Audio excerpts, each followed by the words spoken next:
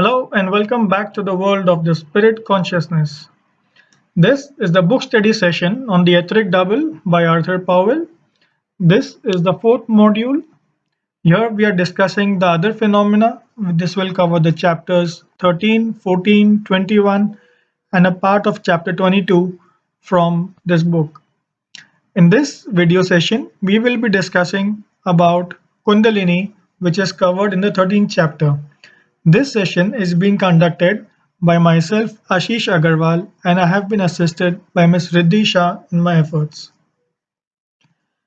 So this module will cover the Kundalini, which is the 13th chapter, the Atomic Web, which is the 14th chapter, the work of Dr. Walter Kilner, which is the 21st chapter, and Nature Spirits, which is a part of chapter 22. So coming to Kundalini, this session is divided into certain subparts covering the introduction, the appearance and depiction, functions, the awakening of Kundalini, the risks with premature awakening of Kundalini, and the book also covers a short discussion on the astral body characteristics, which we have omitted from this session. So if students want to understand this subject, I would refer them to the book The Etheric Double. Coming to the introduction. So Kundalini or the Serpent fire is one of the three forces originating from the sun. It is very different from the two forces, namely Fohat and Prana. So these three forces, that's Kundalini, Fohat and Prana, they cannot be converted from one form to the other. And this force is also known as the fiery power and the world's mother. Through Kundalini, many other forms of bodies can be activated. Hence, it is rightfully known as the world's mother. Kundalini exists on all the known planes, and it appears to have 7 degrees of force. Appearance and depiction. In appearance, so it looks literally like liquid fire as reported by clairvoyance, and this flows through the body in a spiral or snake-like fashion. This has been depicted from times immemorial. One of the oldest symbols is the thyrsus, which is a pine cone on top of a long staff. So the Indian modification of the thyrsus is a long bamboo stalk with 7 knots, each representing an etheric center. In other modifications, a hollow iron rod containing fire is used instead of the thyrsus. And interestingly, the modern barber's pole containing colored spirals and a knot is a very ancient symbol. So modern barbers are said to be descended from the ancient surgeons who practiced alchemy. The functions of Kundalini. So the key purpose of Kundalini awakening is to activate all the etheric centers by passing through them. In her book The Voice of the Silence, Blavatsky mentions that the awakening of the center between the eyebrows with Kundalini allows an individual to hear the voice of the higher self or the master. When the pituitary body is fully functional, it helps form the ideal link between the astral and the physical consciousness. The astral physical link reflects in forming links in the corresponding higher levels. For instance, a link between the self and the soul, or between the soul and the God, and so on. So even though the astral body is fully awake, it is not necessary that it will register in the physical consciousness. The physical consciousness of action done in the astral body will not always be retained in the memory of the physical brain. This can only be done when a person awakens and activates the corresponding etheric centers, creating a bridge between the astral and the physical world, and hence remembering the astral journey. The awakening, which can be done by activating the Kundalini, which is inactive in the etheric matter in the center near the base of the spine. Now, the awakening of Kundalini itself. So, initially, the astral body was only a slight sense of consciousness and almost no faculties in knowledge or of anything else. Kundalini was then kindled at the astral center corresponding to the etheric base of the spine center.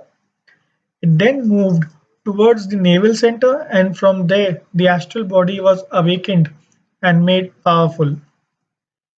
It could then experience sensations and sensitivity, sans a solid understanding. Kundalini then moved to the spleen, the heart, the throat, the ajna, and the crown chakras in turn, awakening in each the various powers already described in previous chapters. The awakening is attained by a strong and persistent effort of will. It requires bringing center at the basic chakra to activity, which is the same as awakening the Kundalini. Once the Kundalini is activated, it vivifies the rest of the chakras by its immense force, bringing into waking consciousness the powers which were aroused by the development of the corresponding astral chakras. The Kundalini has to be reawakened in each incarnation as each body is different. Though once properly aroused in the previous lifetime, attempts in successive lifetimes are easier. The age does not influence the development of the chakras with Kundalini. However, the physical body must be strong enough to withstand the strain. Now, the Kundalini must move into the chakras in a specific order and in a specific way. This varies from person to person, and it is highly prohibited to know this order until the time is right.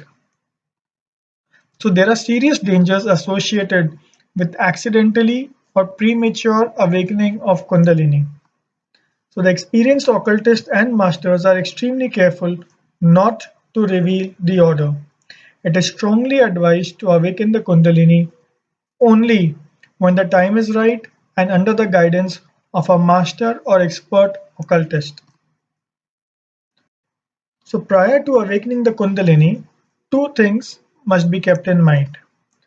The correct stage for moral purity has been reached, and the willpower be strong enough to control the force. Untimely awakening of the Kundalini leads to harmful repercussions.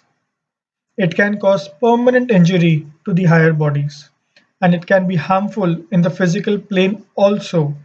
For example, it can cause extreme physical pain, tearing of the tissues, or even death. So we discussed some of the risks of premature awakening of Kundalini. Now we will see those in greater detail. So a premature awakening, also Kundalini awakening, intensifies everything in the individual's nature, good, bad, and ugly. It intensifies the evil quality more easily than the good. For instance, ambition is easily aroused in the mental body. Combined with magnification of intellect, can cause abnormal and satanic pride. The Kundalini force is one which cannot be resisted. If an untrained person unfortunately awakens it, he should at once consult an expert on the subject. So instead of progressing upwards, it swiftly moves into the lower chakras of the body. This incites the most undesirable passions, amplified to an extent that no human can resist it, making the person monstrous in nature. These people may also achieve some extraordinary powers, leading them into contact with subhuman beings with whom it is absolutely forbidden to engage with. To free themselves from this power, the individual may need to take more than one incarnations. The practitioners of black magic try to take advantage of this phenomena. The practitioners of white magic strictly leave these lower chakras alone. Spontaneous awakening of Kundalini. At times, the Kundalini gets aroused by itself and starts moving. The individual is unprepared, and hence this can cause physical pain as the passages are not clear. So, Kundalini then tries and clears its own path, burning up the unnecessary etheric matter. In such cases, Kundalini rushes up the center of the spine instead through the required spiral course.